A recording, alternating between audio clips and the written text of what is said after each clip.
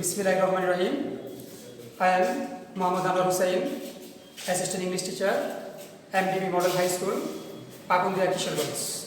Welcome my online class. Dear learners, I have appeared you taking narration part 5. Dear learners, today we shall discuss how we can change interrogative sentence from direct to indirect. Let's start, dear learners. My dear learners, প্রথমে আমরা interrogative sentence কোনগুলি একটু চিনে নিই। Dear learners, দুই ধরনের interrogative sentence হতে পারে। একটা হচ্ছে WH ওয়ার্ড বিশিষ্ট এবং WH ওয়ার্ড ব্যতীত বা ছাড়া। তো আমরা প্রথমে আলোচনা করব কিভাবে WH ওয়ার্ড ছাড়া ইন্টারগেটিভ সেন্টেন্সকে ডিরেক্ট থেকে ইনডাইরেক্টে পরিবর্তন করা যায়। ডিয়ার লার্নার্স, আমরা প্রথমে চিনি নেই ইন্টারগেটিভ সেন্টেন্স কিভাবে আমরা চিনব। লেখা আছে, তোমরা দেখতে পাচ্ছ ডিয়ার লার্নার্স। চিনবার উপায়, বাক্যের শেষে ইন্টারগেটিভ সাইন প্রশ্নবোধক চিহ্ন থাকবে।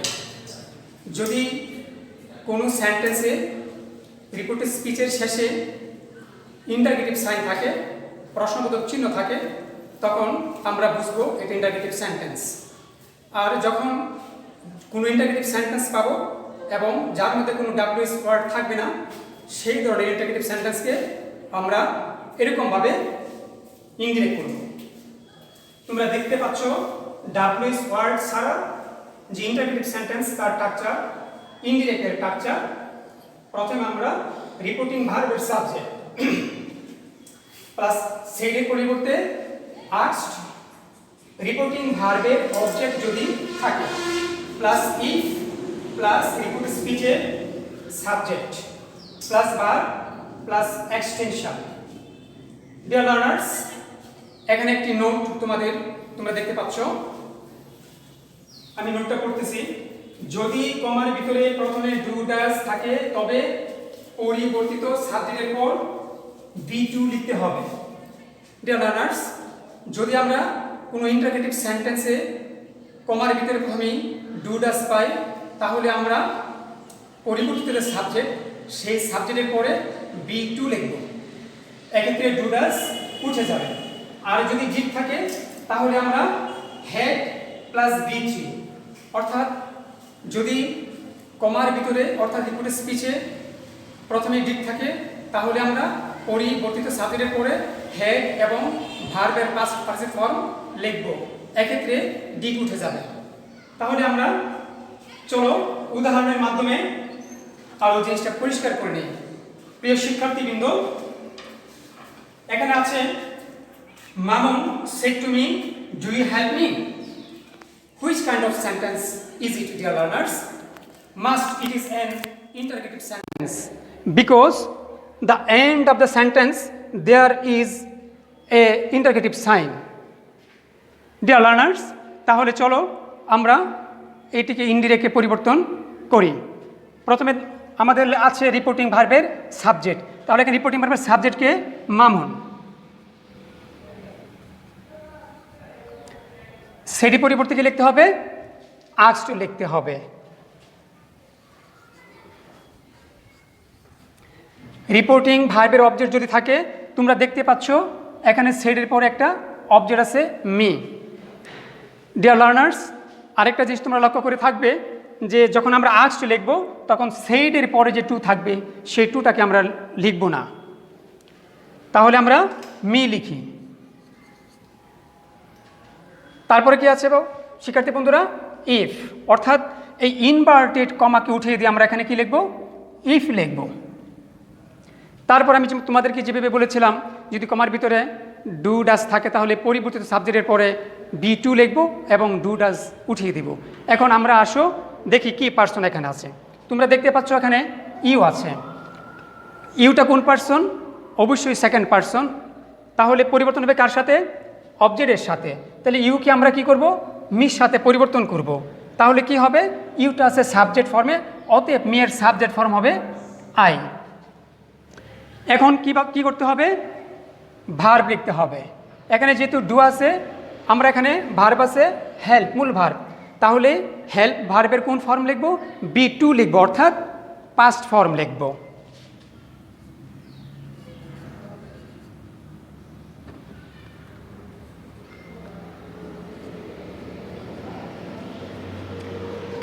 প্রিয় শিক্ষার্থীবৃন্দ, তোমরা দেখতে পাচ্ছ আরেকটি পার্সন এখানে আছে, মি। মি কোন পার্সন? First person. পরিবর্তন হবে কার সাথে? সাবজেক্টের সাথে। তাহলে রিপোর্টিং ভার্বের সাবজেক্টকে মামুন, তাহলে আমরা মিকে মামুনে পরিবর্তন করব। মি যেহেতু অবজেক্ট ফর্মে আছে, তাহলে আমরা কি করব? মামুনের অবজেক্ট ফর্ম লিখব। তাহলে মামুনের অবজেক্ট ফর্ম কি হবে? হিম। তাহলে কি দাঁড়ালো ইনডিরেক্ট বাক্যটি? Mamun asked me if I helped him. Dear learners, যতগুলি ডিরেক্ট ন্যারেশনে যে ধরনের সেন্টেন্সে থাকুক না কেন, আমরা যখন ইনডিরেক্টকে পরিবর্তন করব তখন সকল সেন্টেন্সগুলি অ্যাসার্টিভ সেন্টেন্সে পরিবর্তন হবে। তাই এখানে শেষে আর ইন্টারগেটিভ সাইন আমাদেরকে দিতে হবে না। আশা করি মাই ডিয়ার লার্নার্স, তোমরা কীভাবে ডাব্লিউএস ওয়ার্ড ব্যতীত ইন্টারগেটিভ সেন্টেন্সকে ডিরেক্ট থেকে ইনডাইরেক্টে পরিবর্তন করা যায় তা তোমরা শিখে ফেলেছ। প্রিয় শিক্ষার্থীবৃন্দ, আমরা শিখলাম কীভাবে ডাব্লিউএস ওয়ার্ড ছাড়া ডিরেক্ট ইন্টারগেটিভ সেন্টেন্সকে ইনডিরেক্টে পরিবর্তন করা যায়। এখন আমরা শিখব কীভাবে ডাব্লিউএস ওয়ার্ড দিয়ে গঠিত ইন্টারগেটিভ সেন্টেন্সকে ডিরেক্ট থেকে ইনডিরেক্টে পরিবর্তন করা যায়। ডিয়ার লার্নার্স, প্রথমে আসি আমরা স্ট্রাকচারটি দেখে নেই। ডিয়ার লার্নার্স, দেখতে পাচ্ছ রিপোর্টিং ভার্বের সাবজেক্ট প্লাস আস্কড, সেইডের পরিবর্তে আমরা আস্কড লিখব এবং সেইডের পরে যে টু থাকে সেই টুটা আস্কড লেখার ক্ষেত্রে উঠে যাবে। রিপোর্টিং ভার্বের অবজেক্ট যদি থাকে ডাব্লিউএস ওয়ার্ড, প্রিয় শিক্ষার্থীবৃন্দ তোমরা দেখতে পাচ্ছ যেখানে যদি ডাব্লিউএস ওয়ার্ড না থাকতো সেক্ষেত্রে আমরা ইফ লিখতাম, কিন্তু যদি এখানে ডাব্লিউএস ওয়ার্ড থাকে তাহলে আমাদের ইফ লেখার কোনো প্রয়োজন নেই, সরাসরি আমরা ডাব্লিউএস ওয়ার্ডটি লিখে ফেলব। তারপরে রিপোর্টের স্পিচের সাবজেক্ট, তারপরে ভার্ব, তারপরে এক্সটেনশন। ডিয়ার লার্নার্স, চলো আমরা উদাহরণের মাধ্যমে এটিকে আরও পরিষ্কার করে বুঝে নেই। ডিয়ার লার্নার্স, এখানে লেখা আছে he said to me what are you doing. তোমরা দেখতে পাচ্ছ এখানে রিপোর্টেড স্পিচে ইনভার্টেড কমার ভিতরে প্রথমে হোয়াট আছে, যাকে আমরা ডাব্লিউএস ওয়ার্ড হিসেবে চিনি। তাহলে চলো এই ডাব্লিউএস ওয়ার্ড দিয়ে গঠিত ইন্টারগেটিভ সেন্টেন্সকে ইনডিরেক্টে পরিবর্তন করি। ডিয়ার লার্নার্স, রিপোর্টিং ভার্বের সাবজেক্ট এখানে হি, যেহেতু ইন্টারগেটিভ সেন্টেন্স সেটি পরিবর্তে আস্কড, টু উঠে যাবে। রিপোর্টিং ভার্বের অবজেক্ট যেহেতু এখানে মি আছে, আমরা মিটি লিখে নেব। এখানে ইফ লেখার কোনো প্রয়োজন নেই যেহেতু হোয়াট একটি ডাব্লিউএস ওয়ার্ড আছে।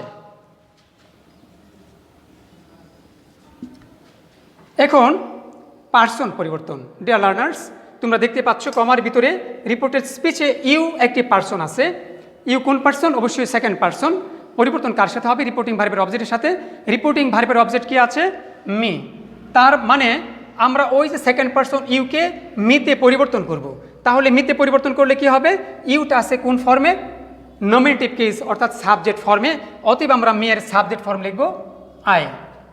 এখন আসছে রিপোর্টিং স্পিচের ভার্ব। ওকে, তাহলে আমি বলেছিলাম যদি রিপোর্টিং ভার্ব সেট থাকে, কমার ভিতরে এম ইজ আর থাকে, তাহলে তার পরিবর্তে ওয়াজ ওয়ার লিখতে হবে। তাহলে যেহেতু এখানে আর আছে, আমরা আর এর পরিবর্তে ওয়াজ ওয়ার লিখব। তাহলে আয়ের পরে কি বসে শিক্ষার্থীবৃন্দ? অবশ্যই ওয়াজ বসে। আমরা লিখে নিলাম ওয়াজ।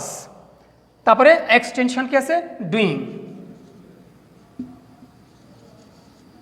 আমরা ইন্টারগেটিভ সাইনকে এখানে রিমুভ করে দেব, উঠিয়ে দেব। তাহলে আমরা he said to me what are you doing, এই ডিরেক্ট ন্যারেশনটাকে ইনডিরেক্টে করে কি পেলাম? He asked me what I was doing. Dear learners, let we exercise another example. দেখতে পাচ্ছ তোমরা, the teacher said to the student why didn't you come to school yesterday. Dear learners, এখানে তোমরা দেখতে পাচ্ছ ইনভার্টেড কমার ভিতরে প্রথমে একটা ডাব্লিউএস ওয়ার্ড আছে। তাহলে আমরা এটাকে ইনডিরেক্ট করি। চলো রিপোর্টিং ভার্বের সাবজেক্ট আমরা লিখে নেই। কি আছে এখানে? The teacher.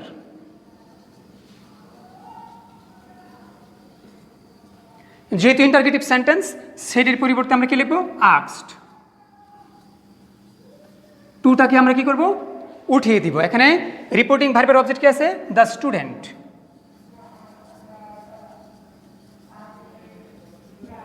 ওকে, এখানে যেহেতু ডাব্লিউএস ওয়ার্ড আছে, এখানে আমাদের ইফ লেখার কোনো দরকার নেই। তাহলে আমরা কি করব? ডাব্লিউএস ওয়ার্ডটি লিখে ফেলব। প্রিয় শিক্ষার্থীবৃন্দ, এখন আমাদের আসে পার্সন পরিবর্তন।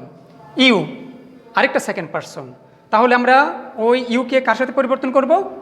দ্য স্টুডেন্ট অবজেক্টের সাথে। তাহলে কি হবে? দ্য স্টুডেন্ট অবজেক্টের প্রনাউন হচ্ছে হি, আমরা হি লিখে দিলাম। তোমরা ভার পরিবর্তনে দেখেছিলে যদি ডিড থাকে তাহলে হেড এবং B3 লিখতে হবে। তাহলে এখানে আমরা কি করব? ডিড এর পরিবর্তে হেড এবং মূল ভার্ব হচ্ছে কাম। তাহলে এটার পরিবর্তে আমরা কি লিখব? গো লিখব। এবং এটা যেহেতু এখানে B3 লিখতে হবে, এই জন্য আমরা গো এর B3 হচ্ছে গন। তাহলে এই নেগেটিভটা এখানে আমরা রেখে দেই।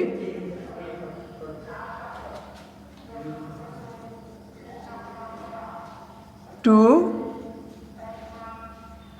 স্কুল, এখানে আছে ইয়েস্টারডে, অবশ্যই নিয়ার ওয়ার্ড, নৈকট্যসূচক ওয়ার্ড। এখন এটাকে আমরা কি করব? দূরত্বসূচক শব্দে পরিবর্তন করব।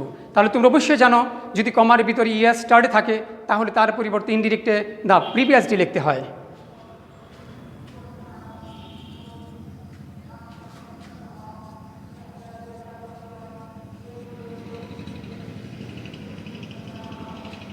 তাহলে ইনডিরেক্টে বাক্যটা কি দাঁড়ালো? The teacher asked the students why he hadn't gone to school the previous day. Dear learners, আশা করি তোমরা ইন্টারগেটিভ সেন্টেন্সকে কীভাবে ডিরেক্ট থেকে ইনডিরেক্টে পরিবর্তন করতে হয় তা তোমরা শিখেছ। এখন এই এক্সারসাইজগুলি বাড়িতে বেশি বেশি করবে, তাহলে আমার বিশ্বাস তোমরা অবশ্যই অত্যন্ত সহজভাবেই ডিরেক্ট নারেশনকে ইনডিরেক্ট নারেশনে পরিবর্তন করতে পারবে। আমার পরবর্তী ভিডিও ক্লাস দেখার আমন্ত্রণ জানিয়ে আজকের মতো আমার ক্লাস এখানেই শেষ করলাম। আল্লাহ হাফেজ।